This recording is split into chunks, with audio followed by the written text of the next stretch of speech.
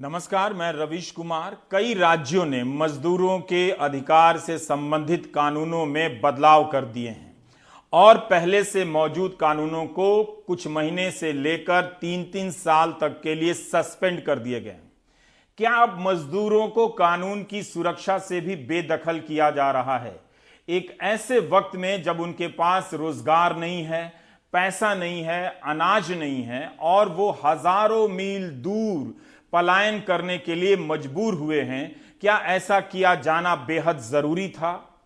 Media जब भी मजदूरों की सुरक्षा के कानून को कमजोर किया जाता है, सुधार कहता है, लेबर रिफॉर्म कहता है। इस मीडिया का बस चलता तो मजदूरों के लिए बनाए गए श्रम कल्याण मंत्रालय का नाम ही उद्योग कल्याण मंत्रालय रख देता और देश में श्रम मंत्री की जरूरत को ही खत्म कर देता।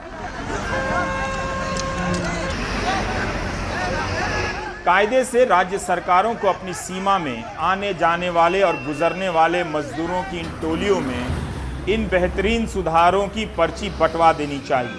अगर ये बेहतरीन है तो बताना चाहिए कि उनके लिए गुड न्यूज़ है।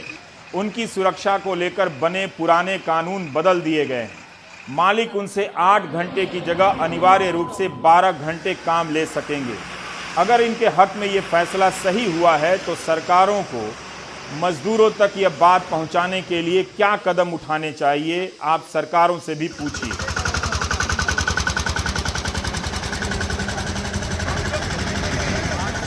सोचिए, शहर के साथ ये मजदूर सूचना क्रांति से भी बाहर कर दिए गए हैं, जिनके संघर्ष के इतिहास से क्रांति शब्द चुराकर सूचना ने अपने आगे क्रांति लगा लिया, खुद को सूचना क्रांति कहने लगी।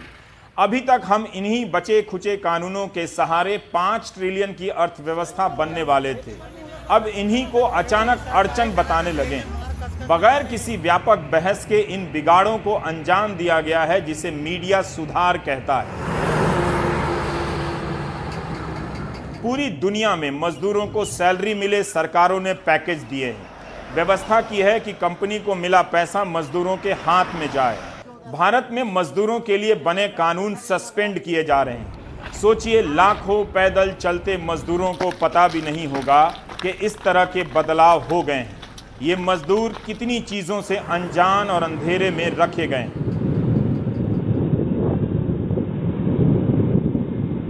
राजस्थान, पंजाब, हिमाचल प्रदेश, ओडिशा, कर्नाटक, मध्य प्रदेश, उत्तर प्रदेश, महाराष्ट्र सहित कई राज्य हैं जिन्होंने तरह तरह से अपने श्रम कानूनों में बदलाव किए हैं।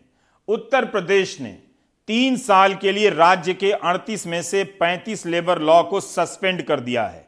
ऐसा राज्य में आर्थिक गतिविधियों को बढ़ावा देने के लिए किया गया है। न्यूनतम मजदूरी कानून, वेतन भुगतान कानून, बोनस भुगतान कानून को सस्पेंड कर दिया गया है।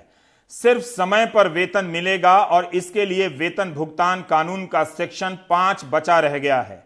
औद्योगिक विवाद, काम की सुरक्षा, मजदूरों के स्वास्थ्य और काम करने की सुरक्षित स्थिति और ट्रेड यूनियन से संबंधित कानून, ठेके पर काम करने वाले मजदूरों के कानून, माइग्रेंट लेबरर के कानून को भी बदल दिया गया है। मौजूदा बिजनेस और नई फैक्ट्रियों पर यह सुधार लागू होगा। यूपी सरकार ने अपने अध्यादेश को केंद्र के पास भेजा है मंजूरी के लिए। मध्य प्रदेश में भी इसी तरह के बदलाव हुए हैं। साल की जगह दिन लिखे हैं। अगले 1000 दिनों में कोई भी मैन्युफैक्चरिंग यूनिट मध्य प्रदेश में अगर लगाई जाएगी तो उसे 1947 के औद्योगिक विवाद कानून से मुक्ति दे दी गई है। यही नहीं, कंपनियों को यह आजादी होगी कि जिसे चाहें उसकी छटनी कर सकते हैं। सिर्फ फैक्ट्री बंद करने के लिए उन्हें अनुमति लेने की जरूरत होगी। यही नहीं, मौजूदा कंपनियों के लिए ट्रेड यूनियन की बाध्यता भी समाप्त कर दी गई है। देखिए, ये जो हमला हुआ है मध्य प्रदेश में, हिंदुस्तान में, भारत में जब से मजदूर पैदा हुए हैं, जब से उद्योग पैदा हुए हैं, तब से एक साथ इतना बड़ा तीखा हमला आज तक किसी भी मजदूर वर्ग पर नहीं हुआ, किसी भी प्रदेश में नहीं हुआ।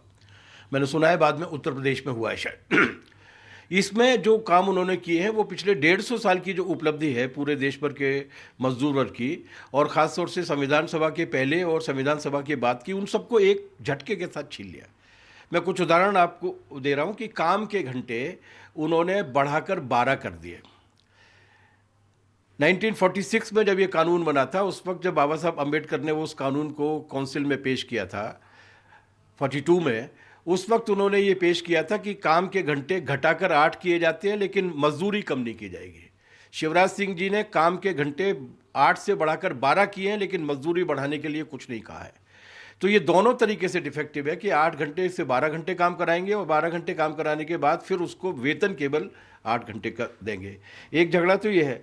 दूसरा, ये केवल 12 घंटे नहीं है, ज़्यादातर मजदूर 80% 70% के आसपास मजदूर जो हैं वो शॉप्स एंड एस्टेब्लिशमेंट एक्ट में काम करते हैं। उनके काम के घंटे बढ़ाकर उन्होंने 18 घंटे कर दिए। और ये केवल काम के घंटे का सवाल नहीं है, उन्होंने सारे कानूनों को समाप्त करने का ऐलान किया एक झटके में। उनके आदेश में ये बात लिखी हुई है कि सेक्शन 25 को छोड़कर बाकी के सारे श्रम कानून समाप्त किए जाएंगे। 1000 दिन तक जो फैक्ट्री यहाँ पर आएगी उसे किसी भी तरीके के कानून का पालन नहीं करना। इसका मतलब ये है कि मजदूर की आइडेंटिटी खत्म हो जाएगी। न हाजिरी रजिस्टर बनाना है, न वेतन का रजिस्टर बनाना है, न वो किस डिपार्टमेंट में क्या काम कर रहा है इसका कोई रिकॉर्ड उनको तैयार नहीं करना, क्योंकि इस रिकॉर्ड के इंस्पेक्शन करने के पूरे सिस्टम पर उन्होंने रोक लगा दी है। अगर इंस्पेक्शन नहीं होगा तो जाहिर सी बात है कि पहले की तुलना में और भी ज़्यादा निर्ममता के साथ अराजकता फैलेगी। मैं केवल जानकारी में लाना चाहता हूँ आपको कि हमारे ट्रेड यूनियन आंदोलन के कार्यकाल में 10 साल के आंकड़े जब हमने निकाले थे, उसमें जितनी एक्सीडेंटल डेथ्स ठेका मजदूरों की हुई थी, उनमें से आधे से ज़्यादा मजदूरों के नाम के रिकॉर्ड नहीं मिले थे, क्योंकि उनको काम करने के लिए भेज दिया गया था बिना हाजिरी कार्ड के, बिना आइडेंटिटी कार्ड के। गुजरात में भी इसी तरह के श्रम सुधार कानून लागू किए गए हैं। जो भी नई कंपनी देश विदेश से आएगी उसे 1200 दिनों के लिए श्रम कानूनों के लिए मुक्ति होगी। 1200 दिन मतलब 3 साल से अधिक समय। सिर्फ न्यूनतम मजदूरी और औद्योगिक सुरक्षा के कानून लागू होंगे। ट्रेड यूनियन नहीं होगा, किसी की भी कभी भी छुट्टी की जा सकेगी। क्या 8 घंटे की ड्यूटी को बढ़ाकर 12 घंटे कर देने यानी ओवर टाइम को अनिवार्य कर देने से मजदूरों का कोई फायदा होने वाला है? क्या हम इसका मतलब समझते हैं कि ये एक कानून, एक बदलाव अलग अलग स्वास्थ्य और शारीरिक क्षमता वाले मजदूरों पर किस तरह से लागू होगा या प्रभावित करेगा? जमशेदपुर स्थित एक्सएलआरआई के मजदूरों के कानून पर अध्ययन करने वाले एक प्रोफेसर श्याम सुंदर जी से हमने बात की और जानना चाहा कि इस एक बदलाव का मजदूरों की जिंदगी पर क्या असर पड़ने वाला है। गुजरात ने 1.5 टाइम का ओवर टाइम देगा करके बोला है। उसमें प्रॉब्लम है। प्रॉब्लम क्या है? एक, गुजरात ने गलती किया है 1.5 टाइम्स और नॉट 2 टाइम्स। ये पहला गलती है। दूसरा गलती, ये मैक्सिमम आवर्स ऑफ वर्क को बढ़ाना, हम लोग international labour organisation convention hours of work 001 का हम लोग वायलेट कर रहा है। हम लोग स्वीकार किया, वो कन्वेंशन अभी भी अपने ऊपर बाइंडिंग है। ये आवर्स ऑफ वर्क बढ़ने का वजह से मालिक को फायदा मिल सकता है ये कोविड टाइम में, लेकिन मालिक भी सफर होएगा, मजदूर भी सफर होएगा, क्योंकि 12 घंटा काम करेगा, बीच में ब्रेक मिलेगा, लेकिन मजदूर जल्दी टायर्ड हो जाएगा। मजदूर का फैटीग, उसको बॉडी का प्रॉब्लम हो जाएगा और उसका एफिशिएंसी कम हो जाएगा। और दूसरा क्या है, 12 घंटा काम किया और 1-2 घंटा ट्रैवल में होता है, सो 13-14 घंटा पूरा दिन में निकल जाएगा। हम लोग का ह्यूमन रिसोर्स मैनेजमेंट में बोलता है लाइफ वर्क बैलेंस, वो भी टूट जाएगा। इसका ILO का रिसर्च है और बहुत बड़ा इकोनॉमिस्ट का रिसर्च भी है। सो ये अमेंडमेंट इतना ज़रूरत नहीं था। और ये ओवर टाइम इंडस्ट्री के हिसाब से होता है, सेक्टर के हिसाब से होता है।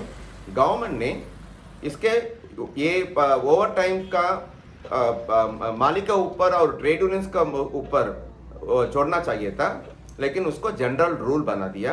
ये गलत बात है। ये वर्कर मजदूर का वेलफेयर का अफेक्ट होएगा और इंटरनेशनल लेबर कन्वेंशन को हम वायलेट कर रहा है। और गुजरात गवर्नमेंट ने 1.5 गुना दे रहा है। और बहुत ही इंपॉर्टेंट है, मजदूर का वेलफेयर मजदूर का सेफ्टी, मजदूर का प्रोडक्टिविटी अफेक्ट होएगा। इतना बड़ा बदलाव हो रहा है, ट्रेड यूनियन को भी एक तरह से बाहर किया जा रहा है। भारतीय मजदूर संघ क्या अपने इस अस्तित्व की चुनौती को स्वीकार करेगा? वाम दलों का सबसे बड़ा जो संगठन है C2 क्या इस चुनौती को स्वीकार करेगा? बीएमएस को छोड़कर 10 केंद्रीय मजदूर संगठनों ने फैसला किया है कि जैसे ही तालाबंदी हटेगी इन फैसलों का वो विरोध करेंगे और उसके तरीकों पर बात करेंगे। मजदूर संघों को भी ये अंदाजा नहीं होगा कि एक दिन हां में हां मिलाते हुए ये नौबत आ जाएगी। महाराष्ट्र ने भी श्रम कानूनों में कुछ बदलाव किए हैं जिनकी चर्चा जरूरी है। जिन फैक्ट्रियों में मजदूर कम हैं उन्हें फैक्ट्री एक्ट 1948 की 4 धाराओं से मुक्ति दे दी गई है। अब 2 शिफ्ट होंगी। 30 जून तक मजदूरों से 12-12 घंटे काम लिए जा सकेंगे ताकि मजदूरों की कमी के बाद भी उद्योगों का काम शुरू हो सके। 12 घंटे से अधिक का शिफ्ट नहीं होगा। ओवर टाइम मजदूरी दर के हिसाब से डबल होगी। हफ्ते में कम से कम 60 घंटे काम करने होंगे। 7 दिन लगातार काम करने पर कोई ओवर टाइम नहीं मिलेगा। अब आते हैं ओडिशा। ओडिशा में भी 3 महीने के लिए 12 घंटे की शिफ्ट की अनुमति दे दी गई है। 1948 के एक्ट की कई धाराओं को समाप्त या स्थगित कर दिया गया है। 12 घंटे से अधिक काम नहीं लेना होगा और किसी हफ्ते में 72 घंटे से अधिक काम नहीं ले सकते। 6 घंटे के बाद 1 घंटे का अवकाश मिलेगा, विश्राम मिलेगा। हर दिन 4 घंटे का ओवर टाइम मिलेगा, लेकिन एक सप्ताह में 24 घंटे से अधिक का ओवर टाइम नहीं होगा। अब इन सुधारों की जो भाषा है, 75 घंटे से ज्यादा आप काम नहीं कर सकते, 60 घंटे से ज्यादा काम नहीं कर सकते।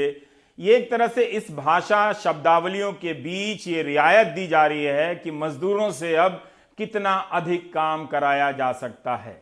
भारतीय मजदूर संघ के नेताओं ने गृह मंत्री से भी मुलाकात की है, श्रम मंत्री से भी मुलाकात की है। C2 के नेताओं ने भी श्रम मंत्री से वेबिनार के जरिए मुलाकात की है। बीएमएस के नेता मुख्यमंत्रियों को पत्र लिख रहे हैं, इसके खिलाफ आवाज उठा रहे हैं। ये तो कोई बदलाव नहीं है, ये तो सारे श्रम कानूनों को छुट्टी कर दिया गया है। जो अगला 3 साल यूपी और मध्य प्रदेश अभी तक आया, गुजरात भी पाइपलाइन में है, जो अगला 3 साल के लिए कोई श्रम कानून को तुमको परवाह नहीं करना पड़ेगा। You are exempted from all obligation under all labour laws almost. So इसका मतलब क्या है? जब मजदूर आज का डेट में इसका प्रासंगिकता क्या है? और इसी में जो एकदम एक मोटिव, वेल प्लान मोटिव पहले से, जो ये डामाडोल जो चल रहा है, लॉकडाउन, तो लोग घर में रुका हुआ है, बाहर आके भी प्रोटेस्ट नहीं कर सकता है, their hands are like up tied. And in this system ये सिचुएशन चलते चलते हमको जो कुछ करना है हमारे पिताजी के लिए इन द कॉर्पोरेट सेक्टर, ये हमको कर लेना है। ये प्रोग्राम जारी है। नहीं तो आज का डेट में you tell me all the factories are closed. क्या जरूरत है आपका 8 घंटा को 12 घंटा करना? आज का डेट में तो बंद है 90% ऑफ द फैक्ट्रीज। क्या है, क्या अर्जेंसी है? कांग्रेस सांसद राहुल गांधी ने भी श्रम कानूनों में होने वाले इन बदलावों पर ट्वीट करते हुए चेतावनी दी है कि सरकारों को इस वक्त इस तरह के कदम नहीं उठाने चाहिए। राहुल गांधी ने अपने ट्वीट में कहा है कि अनेक राज्यों द्वारा श्रम कानूनों में संशोधन किया जा रहा है। हम कोरोना के खिलाफ मिलकर संघर्ष कर रहे हैं, लेकिन यह मानवाधिकार को रौंदने, असुरक्षित कार्यस्थलों की अनुमति, श्रमिकों के शोषण और उनकी आवाज दबाने का बहाना नहीं हो सकता।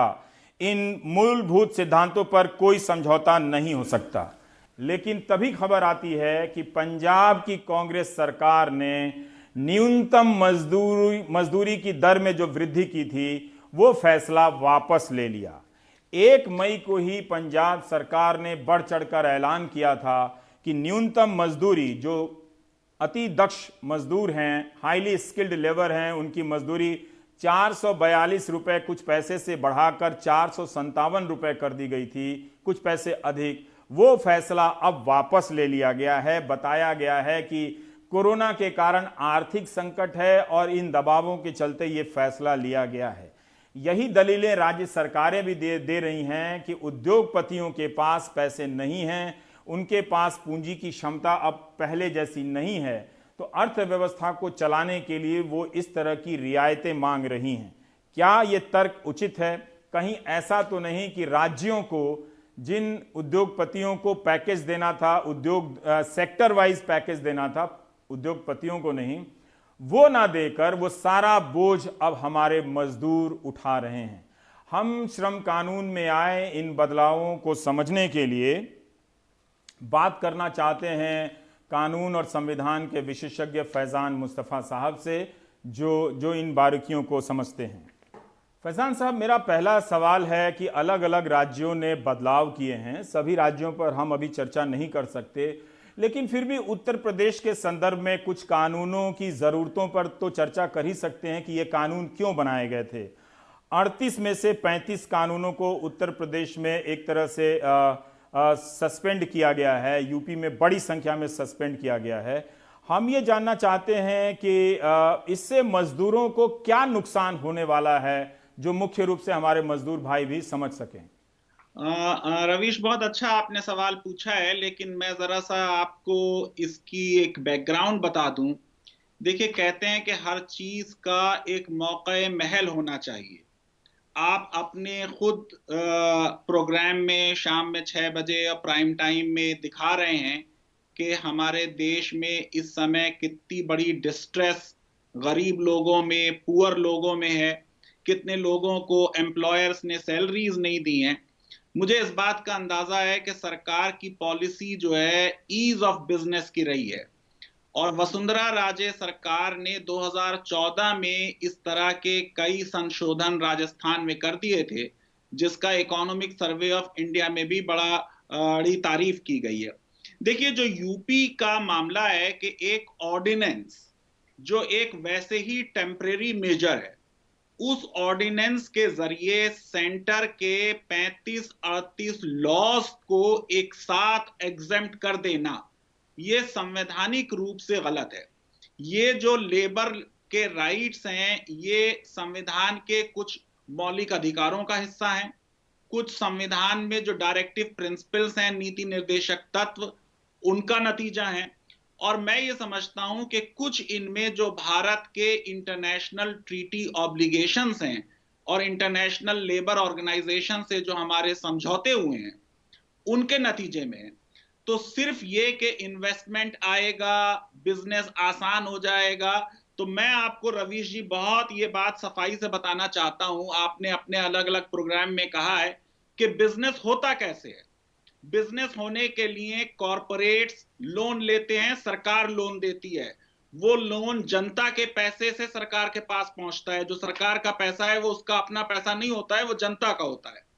फिर वो लोन जो है उन पे सब्सिडी होती है, यानी अगर 100 रुपए का लोन आपने लिया है तो वापस करने की लायबिलिटी सिर्फ 75 रुपए है कुछ केसेस में। फिर वो लोन के पेमेंट नहीं होते हैं, आपको मालूम है, एनपीए बन जाते हैं। फिर उसके अलावा जब बिजनेस होता है तो टैक्स सब्सिडी दी जाती है, टैक्स हॉलिडे दिया जाता है, तो सारे फायदे पूंजीपतियों को दिए जाते हैं, कैपिटलिस्ट को दिया जाता है।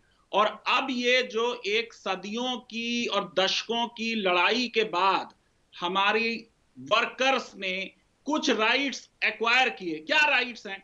इक्वल रिम्यूनरेशन एक्ट, संविधान के आर्टिकल 39 में लिखा हुआ है। हम बहुत बात करते हैं डायरेक्टिव प्रिंसिपल की कि हमें यूनिफॉर्म सिविल कोड इंप्लीमेंट करना चाहिए। ये आर्टिकल 39 जो है, ये भी उसी नीति निर्देशक तत्वों का हिस्सा है कि सेम वर्क के लिए सेम पेमेंट होगा। खास तौर से औरतों को, अगर वो मर्दों के बराबर काम कर रही हैं, मर्दों के बराबर उन्हें पेमेंट होना चाहिए। इस लॉ को कोविड-19 के नाम पर यूपी में इस वक्त एग्जेम्पशन की क्या जरूरत है? आप ये बताइए कि कोविड-19 के लिए बार बार कहा जा रहा है कि साहब बार बार हाथ धोइए और सफाई रखिए। ये जो फैक्ट्रीज एक्ट है, ये वर्कर्स की सेफ्टी का, सैनिटेशन का, क्लीनलीनेस का, इसकी बातें कर रहा है। ड्रिंकिंग वाटर का अरेंजमेंट होगा, वहां पे बच्चों के लिए क्रेच का अरेंजमेंट होगा। इसके लिए एग्जेम्पशन क्यों चाहिए और इस एग्जेम्पशन से कौन सा बिजनेस का इन्वेस्टमेंट बढ़ जाएगा? देखिए रवीश जी, जो ग्लोबल कंपनीज भी हैं वो भी इथिकल लेबर प्रैक्टिसेस चाहती हैं। आप ये देखिए कि हमारे देश में एक जमाने पे पाबंदी लग गई थी कि हमारे यहां से कारपेट इंपोर्ट नहीं किया जाएगा, क्योंकि कारपेट इंडस्ट्री में चाइल्ड लेबर का इस्तेमाल हो रहा था। तो इस बात को समझने की जरूरत है कि ये जितने भी हम रिफॉर्म्स कर रहे हैं इस वक्त कोविड 19 के नाम पर, ये गरीबों के हक पर हम एक बहुत बड़ा कठोराघात कर रहे हैं। और जो फैजान साहब, आपने एक बात कही कि आप कह रहे हैं कोविड 19 में कि साफ सफाई रखनी है, हाथ से लेकर घर, गलियारा, लिफ्ट, सड़क, शहर सब, और मजदूरों को इसी तरह की एग्जेप्शन आपने कहा, तो मैं हिंदी में कह दे रहा हूं कि जो छूट मिली है, अधिकार मिला हुआ है कि उनके काम करने की जगह सुरक्षित हो, साफ सुथरी हो, ये जो कानून इस तरह की व्यवस्था देता है, आप वो व्यवस्था ही हटा रहे हैं। बिल्कुल, यानी आप मजदूरों को किसी भी तरह के अंधकार वाले जगह में, गंदे जगह में काम करा सकते हैं, उनका शोषण कर सकते हैं। अब मैं आपसे यह जानना चाहता हूं कि कई जगह, ये कई राज्यों के सुधारों से संबंधित जो मीडिया रिपोर्ट में पढ़ रहा था, उसमें मिनिमम वेज एक्ट और इंडस्ट्रियल डिस्प्यूट एक्ट से मुक्ति दी गई है।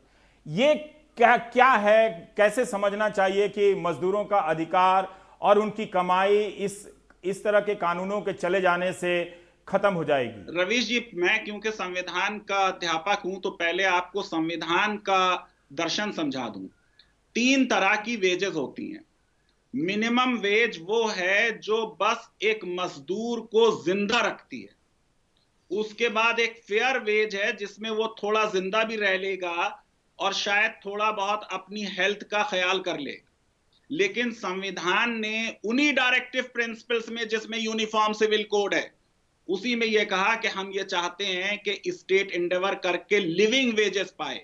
लिविंग वेजेस का मतलब यह है कि मजदूर इतनी वेजेस पाएगा कि वो अपनी हेल्थ का भी ख्याल रखे, अपने बच्चों को पढ़ा पाए और थोड़ा बहुत उसको मनोरंजन भी मिल पाए। 2 महीने 3 महीने में वो थिएटर या फिल्म भी देख पाएगा। अब आप ये सोचिए कि ये मिनिमम वेजेस एक्ट जो बना है, इसमें ऑलरेडी सरकार को ये राइट है कि जिस इंडस्ट्री को चाहे उसमें से एग्जेम्प्ट कर दे। ये जितने लेबर लॉज से पूरी तरह समाप्त किए जा रहे हैं, इन लॉज में ऑलरेडी प्रावधान है कि अगर कोई मुसीबत है, कोई परेशानी है, आप रीजंस राइट डाउन कीजिए और एग्जेम्प्ट कर दीजिए। देखिए, मिनिमम वेज में स्टेट टू स्टेट बहुत डिस्पैरिटी है। मिनिमम वेज त्रिपुरा में 40 रुपए पर डे है और केरला में 300 रुपए पर डे है। अब हम उस मिनिमम वेज के लॉ पे, जिस पे सुप्रीम कोर्ट ने का डिसीजन है कि जो इंडस्ट्री मिनिमम वेज पे नहीं कर सकती उसको बंद होना पड़ेगा, हम कह रहे हैं मिनिमम वेज नहीं दी जाएगी। मिनिमम वेज का लॉ खत्म करने का मतलब यह है कि हम बिल्कुल अपने मजदूरों को पूंजीपतियों के हाथ में जो है स्लेव लेबर बना दे रहे हैं। मैंने आपको मालूम है, ये बात पहले भी कही थी कि ये जो कर्नाटका में कहा था कि हम ट्रेन से जाने नहीं देंगे, और अभी मैं पढ़ रहा था रवीश जी के गुजरात में और मध्य प्रदेश में ये ऑर्डर आ रहा है कि अगर वर्कर्स काम पर नहीं लौटेंगे तो उनके खिलाफ एक्शन होगा। ये मजदूर है क्या? बॉन्डेड लेबर भारत में वापस आ गई, जिसको 1976 में इंदिरा जी ने समाप्त कर दिया था। आप ये सोचिए कि कोविड 19 के नाम पर विश्व की बहुत सी डेमोक्रेसीज में इमरजेंसी लगा दी गई। लोग ऑटोक्रेटिक रूल वहां डेमोक्रेसी में तब्दील होता जा रहा है। हमारे यहां भी कोई इमरजेंसी पे नहीं लगी, और बिना इमरजेंसी लगे हम मजदूरों के, गरीबों के ये हक जो है छीन रहे हैं। मैं ये समझता हूं ये निहायत अनइथिकल चीज है जो हो रही है। जी, मैं आपने कहा कि ये बॉन्डेड लेबरर वाली बात है, पर क्या आप बता सकेंगे कि कई लोगों ने कहा कि जो 100 साल की लड़ाई है मजदूरों की, इन कानूनों के जरिए वो हाथ से चली जाती है। अब 8 घंटे की शिफ्ट होती है, उसे कहा जा रहा है कि अनिवार्य रूप से 12 घंटे की शिफ्ट करनी पड़ेगी।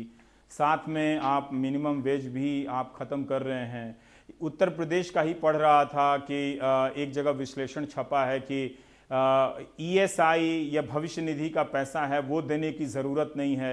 अभी तक प्रधानमंत्री इतना बढ़ चढ़ कर बताया करते थे कि कंपनियों को ESI देना होगा और सरकार भी उनका हिस्सा जमा करेगी, बल्कि कोविड 19 के बाद कुछ इस तरह के ऐलान भी हुए थे।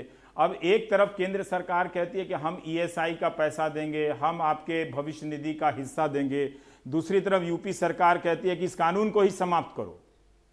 रवीश जी देखिए, ऐसा है कि जो छोटे उद्योग धंधे वाले हैं उनके लिए ये मुश्किल बात है कि वो कैसे वेजेस दें जब उनका बिजनेस नहीं चल रहा। तो सरकार को आके उन उद्योग पतियों की मदद करनी चाहिए। मैं उसके विरुद्ध नहीं हूं, मैं लेबर रिफॉर्म्स के विरुद्ध नहीं हूं, लेकिन जिस समय ये किया जा रहा है और जिस तरह ये किया जा रहा है, मैं इसके विरुद्ध हूं। मैं आपको एग्जाम्पल दे दूं कि 1988 में भी पार्लियामेंट ने लॉ पास किया था, labour law exemption from furnishing returns and maintaining registers by certain establishments. 1988 का लॉ है। इसमें उन्होंने ये कहा कि जो छोटे उद्योग हैं जिनमें 10 से ज्यादा और 19 से कम वर्कर्स हैं, या और बहुत छोटे जिसमें 9 से कम हैं, उनको कुछ एग्जेम्पशंस दे दिए गए थे कि भाई आप रजिस्टर मत बनाइए, ये नहीं कीजिए, वो नहीं कीजिए, वो दे दिया गया। लेकिन उन पे भी ये शर्त थी कि अगर एक्सीडेंट होगा तो आप रिपोर्ट करेंगे, मिनिमम वेजेस आप भी देंगे।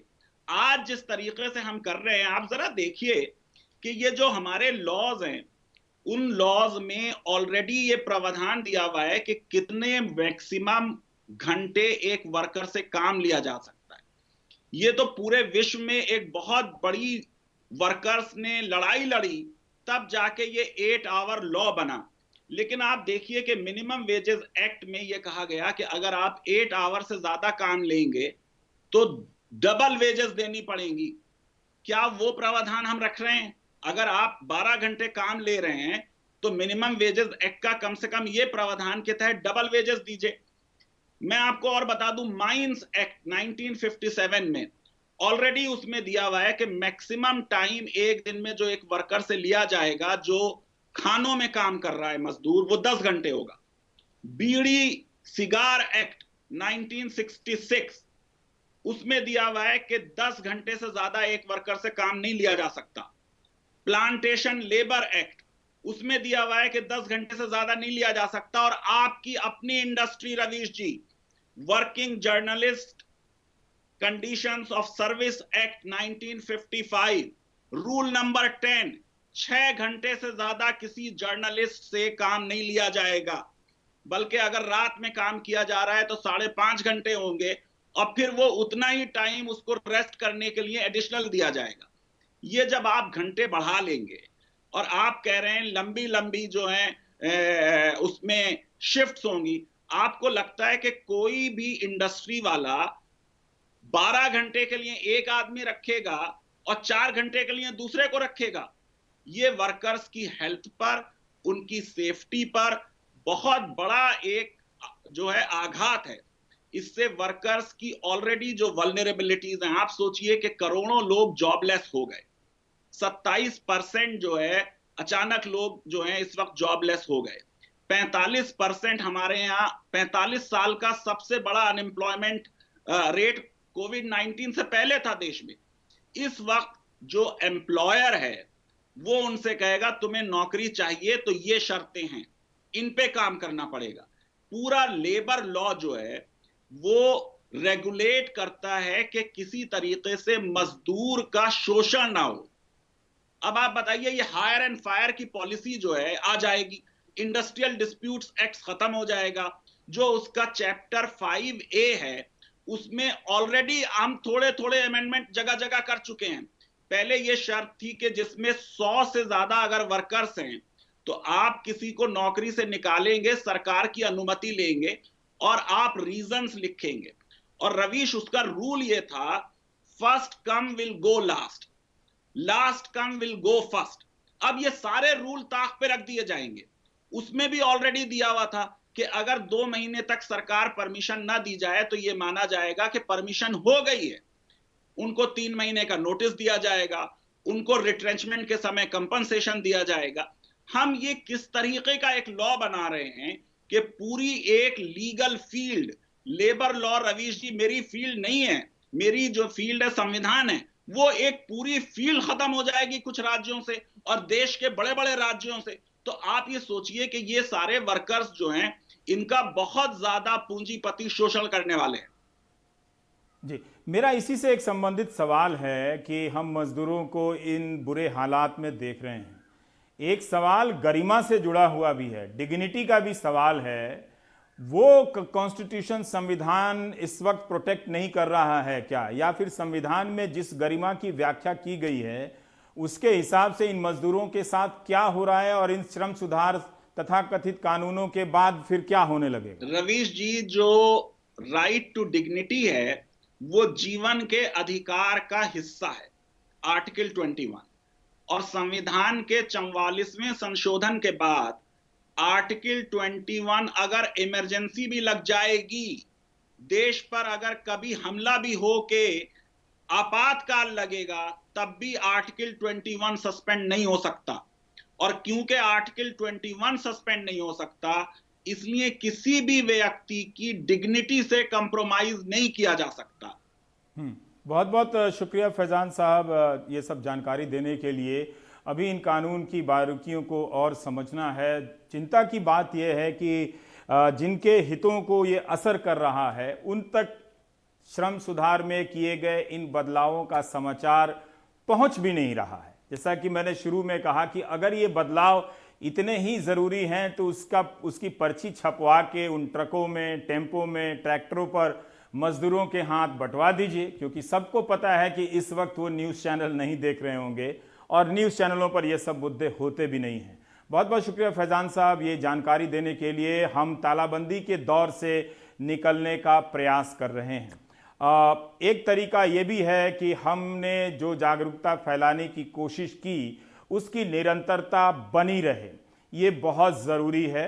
कुछ जगहों पर आप देखें तो दुकानदारों ने बाज़ारों में गोले ज़रूर बनाए गए जिससे देह से दूरी की व्यवस्था बनी रहे, और ऐसी व्यवस्था शराब की दुकानों के बाहर भी बनाई गई है।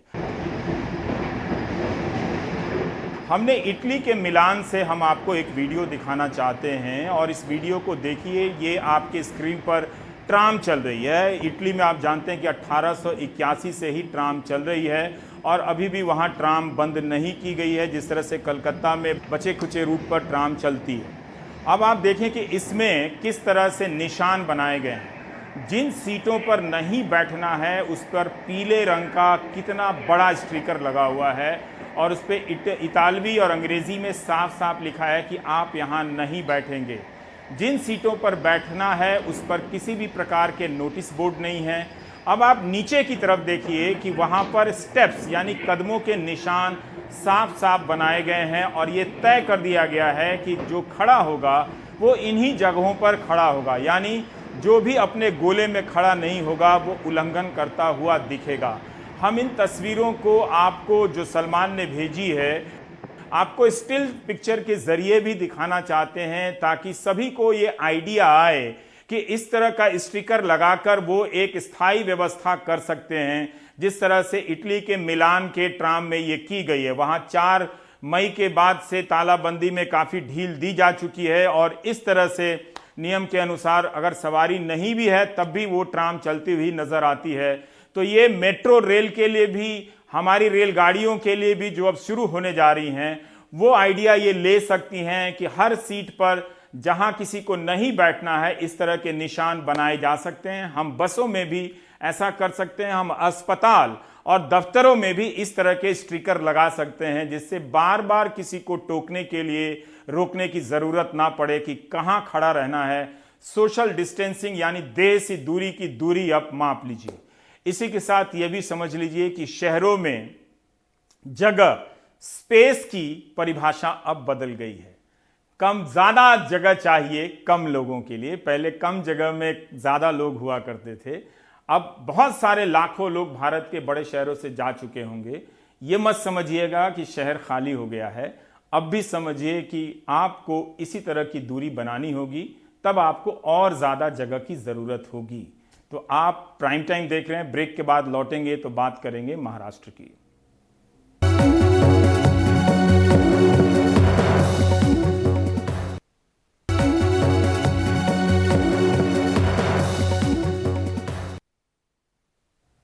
सोहित हमारे सहयोगी नासिक मुंबई हाईवे पर हैं और उन्होंने कई तरह के नज़ारे देखे। प्रशासन भी अब मदद करने के लिए आगे आ रहा है, लेकिन ट्रक पे जो मजदूर बैठे हैं अब वो अपनी जेब से 2,000-4,000 रुपये दे रहे हैं। ट्रक वालों को गृह मंत्रालय से छूट मिली हुई है कि वो खाली या सामान लेकर जा सकते हैं। उन्होंने देखा कि ये उनके बिजनेस का अवसर है तो वो मजदूरों से पैसा लेकर उन्हें पहुंचा रहे हैं। लेकिन दुखद बात यह है कि सोहित ने जिस टेम्पो में जा रहे परिवार का इंटरव्यू किया था, आगे जाकर उस परिवार का उस टेम्पो का दुर्घटना हो गया, दुर्घटनाग्रस्त हो गया वो टेम्पो, और जो ड्राइवर था वो नहीं बच सका। उनका परिवार जो है इस वक्त अस्पताल में है। तो कितने जोखिम के साथ हमारे मजदूर भाई इस वक्त यात्रा कर रहे हैं।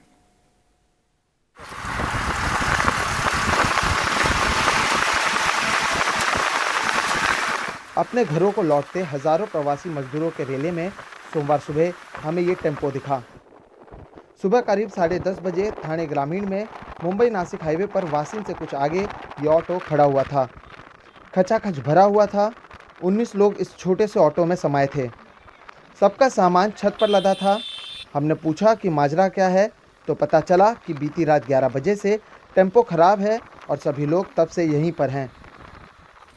ड्राइवर, उसकी पत्नी और उसके 2 बच्चे आगे बैठे थे और बाकी लोग पीछे। टेम्पो को ठीक करने आए कुछ मैकेनिक भी वहीं पर थे। हमने ड्राइवर से पूछा कि कहाँ जा रहे हैं, कब तक पहुँचेंगे। आप लोग इतनी परेशानी लेकर जा रहे हैं लेकिन रुकने को तैयार नहीं है यहाँ पर, क्यों ऐसा कर रहे हैं आप लोग? सर प्रॉब्लम ये है कि मकान का भाड़ा जो इसका है वो तो मांगेगा, बिजली का बिल मांगेगा, खाने को सर कोई इंतजाम नहीं है। और जो भी खाना मिलता है तो अगर आप ड्राई फ्रूट दे देते हो तो उसको पकाने के लिए ईंधन चाहिए, किधर से लाएंगे? अच्छा, एक बात बताइए, तो आप लोग सब एक परिवार से हैं या इनसे क्या पैसा है? नहीं कि सर, ये हमारे सब रिलेटिव हैं। हाँ। और सब सरमती से सब लोग बैठे हैं। हाँ। जो भी पैसा हम लोगों के बीच में मतलब डीजल का खर्चा आएगा सर, उसी पे अफोर्ड करके चले जाएंगे। ठीक है। आपके हाथ भी मैं देख रहा हूँ पूरा काला पड़ चुका है, क्यों, ऐसा क्या हुआ? ये गाड़ी खराब हो गई थी। हाँ। रात में अपन 11 बजे इधर आए। हाँ। तो गाड़ी खराब हो गई तो इतना इंतज़ार करना पड़ा। अभी लॉकडाउन की वजह से किसी तरह का कोई इंतज़ाम नहीं था। कहाँ से निकले हैं आप? हम भिवंडी से निकले हैं। भिवंडी से निकले। छोटे छोटे बच्चे भी हैं मैं देख रहा हूँ। तो आप देखिए कि हालात क्या हैं। भिवंडी से निकले हैं, गाड़ी खराब हो गई थी तो एक सड़क किनारे रुकाए हैं, गाड़ी को बनाया जा रहा है ताकि आगे जाएं। यहाँ से लखनऊ जाना है। लेकिन आप सोचिए, क्या आपने कभी एक टेम्पो में इस तरह से 19 लोगों को देखा होगा? अमूमन इन दिनों हम जब भी निकलते हैं तो अपने साथ बिस्कुट के पैकेट और 2-4 डिब्बे पानी की बोतलें लेकर चलते हैं। हमने बिस्कुट के पैकेट उन्हें दिए और अगली खबर की तलाश के लिए आगे निकल गए। कुछ ही देर में 11:15 बजे ये टेम्पो भी लोगों को बिठा यूपी के लिए आगे निकल गया।